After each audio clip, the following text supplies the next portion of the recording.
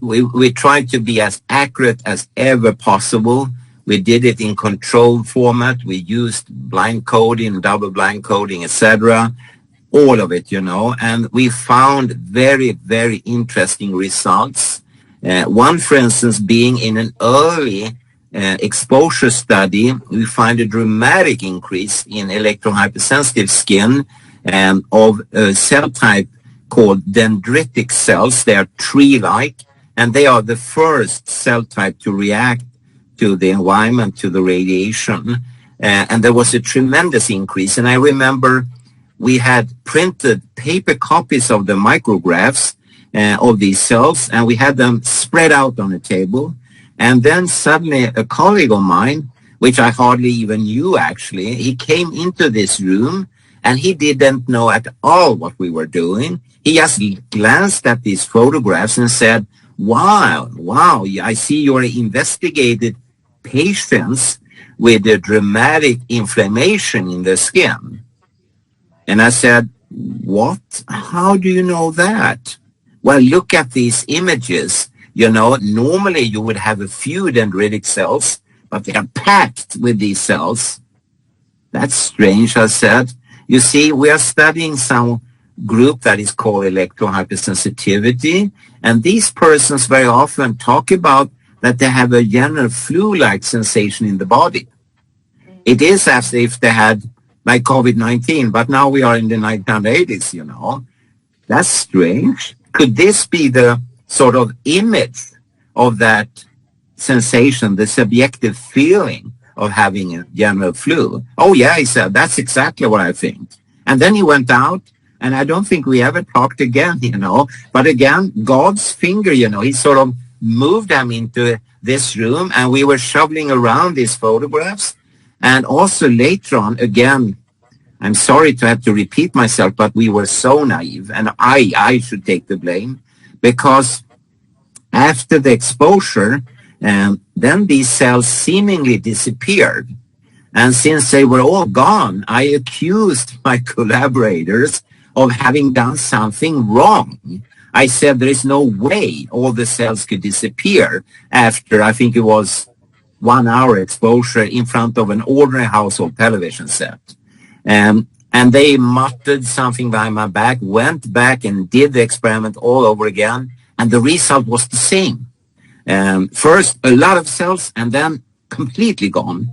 Had I read a thesis from a friend of mine, Bernd Lindelöf, at the Department of Clinical Dermatology, I would have known that this happens with even ordinary sunshine when people here in Sweden, being fair-skinned as I am, in the springtime go out in the lunchtime, they stand in the sun, oh, it's so nice, and then they burn themselves slightly, then they will have exactly this reaction. The dendritic cells on their skin would leave the dermis and epidermis, move into immune-competent organs deep in their body, telling the immune-competent organs to send signals back to another cell type called the melanocytes that will produce pigment to protect the body from the sunshine. So again, are we viewing at a similar protection reaction? But now we're talking about the electromagnetic fields from the television set, the computer, the Wi-Fi router, and so on.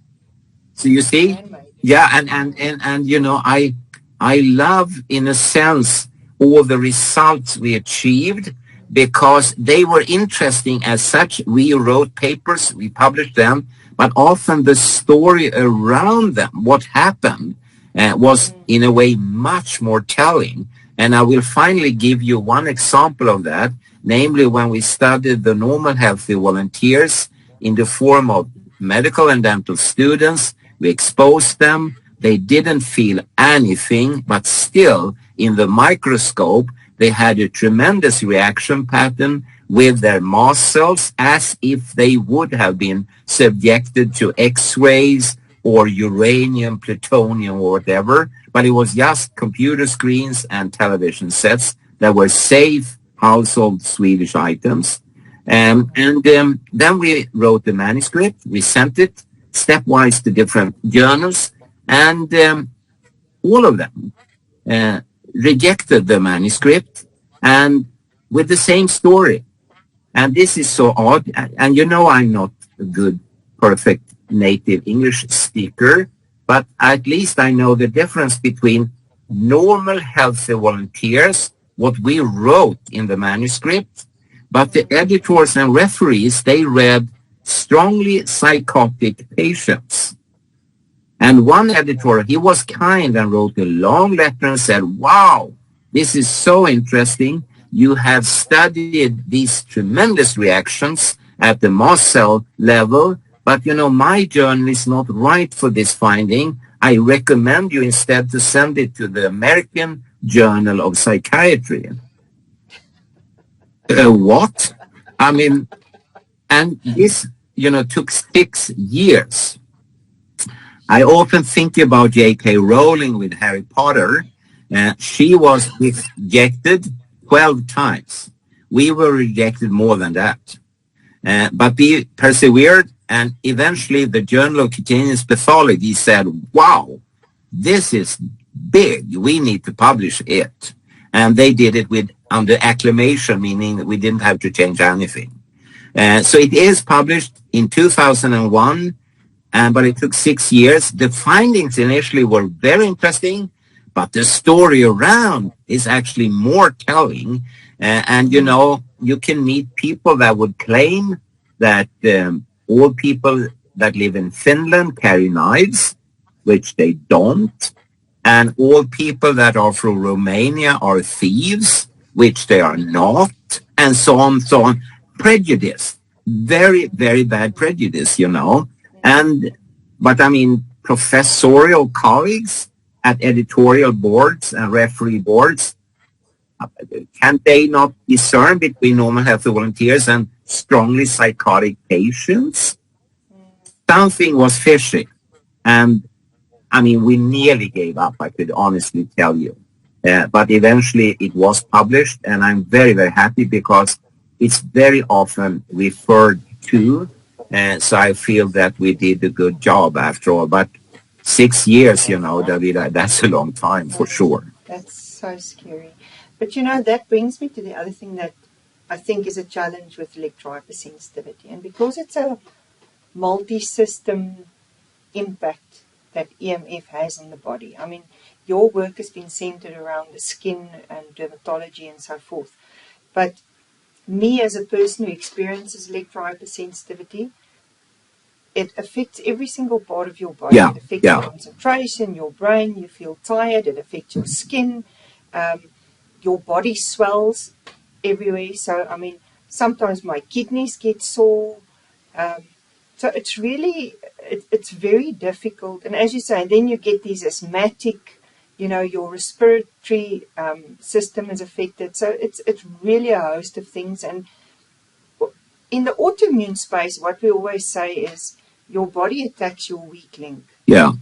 And I think with EHS, it's similar in the sense that what your weak link in your DNA is where the bulk of your symptoms will manifest. Yeah, yeah. But still, your whole body is affected, and I think that is where we maybe make a mistake with the research. And unfortunately, medicine is siloed. Yeah. I mean, let's just face it.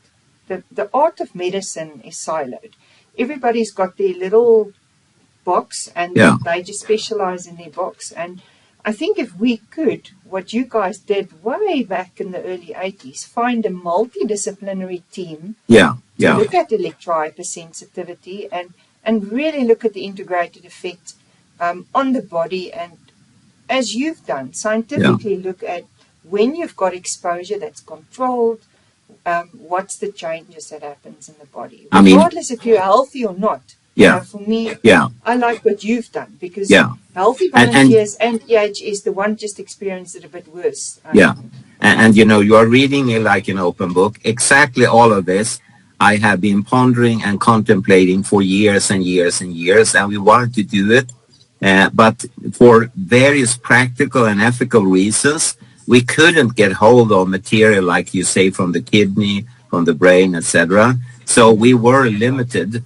And we were planning, actually, when we ran out of money, to do much more animal experimental work to allow, like, rats to talk in cell phones and then see what would happen with all their different organs. But Yes. we couldn't do it. We didn't receive the money we needed. And the years just went on after that. So most of these projects, and you don't see it, Davida, but where I sit, I have shelves with a lot of projects lying on them, and including everything you said right now. Everything is up on these shelves in the form of project research programs, and we would like to pursue that. Well, here I sit, you know. So.